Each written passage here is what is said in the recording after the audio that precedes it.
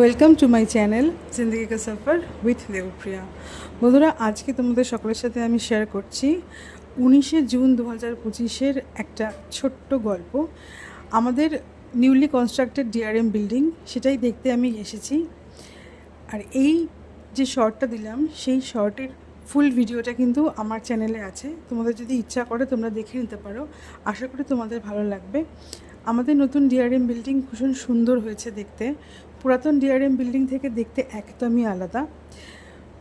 নতুনত্বের এখানে আঙ্গিকে তৈরি হয়েছে এবং উন্নত টেকনোলজি এখানে ইউজ করা হয়েছে। আমি কিন্তু খুঁটিনাটি সমস্ত ডেসক্রিপশান আমার এই ভিডিওতে দেওয়ার চেষ্টা করেছি।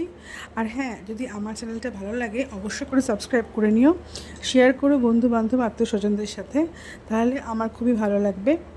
আর দেখো, আজকে যেটা ভিডিওটা শেয়ার করেছি, এখানে ছোট্ট একটা ভিডিও যেখানে দেখাচ্ছি আমি আমার নিউলি কনস্ট্রাক্টেড ডিআরএম বিল্ডিংয়ের বিভিন্ন ফ্লোর কিভাবে অ্যারেঞ্জমেন্ট হয়েছে, কোন ফ্লোরে কোন ডিপার্টমেন্ট রাখা হয়েছে এবং চারপাশের ভিউটা, প্রত্যেকটা রুমের কিন্তু ডিটেলসে আমি এখানে শেয়ার করেছি।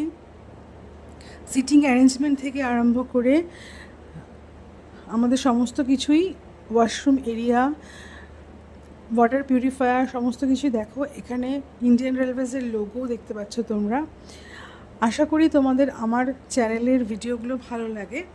কমেন্ট বক্সে কিন্তু জানাতে ভুলো না যে আমার ভিডিওগুলো তোমাদের কেমন লাগে, আর নতুন নতুন কী ধরনের ভিডিও দেখতে তোমরা পছন্দ করবে সে সম্বন্ধেও আমাকে তোমরা সাজেশান দিতে পারো। আমি সত্যিই খুব আনন্দ পাবো সেগুলো পড়ে।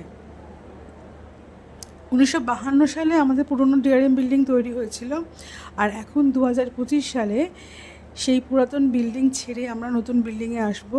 একটা খারাপ লাগা কিন্তু কাজ করছে। নতুন বিল্ডিংয়ে আসার যেমন আনন্দ রয়েছে, পুরাতন বিল্ডিংয়ে ছেড়ে আসার কিন্তু একটা দুঃখ মনের মধ্যে কাজ করছে। কিছু করার নেই, সবসময় এগিয়ে যেতে হবে সামনের দিকে। এগিয়ে যাওয়ার নামই হচ্ছে জীবন।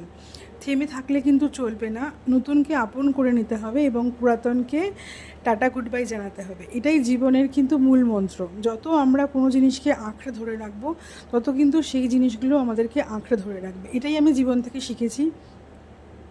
যদিও আমাদের পুরাতন বিল্ডিং থেকে আমি অনেক কিছু পেয়েছি জীবনে। হ্যাঁ, জীবনে ওঠা নামা, চলার রাস্তায় তো থাকবেই, এগুলো অস্বীকার করার কোনো জায়গা নেই। আমি বারবার এই একটা কথাই বলছি যে আমার কিন্তু অনেক স্মৃতি জড়িয়ে আছে পুরনো বিল্ডিংয়ে।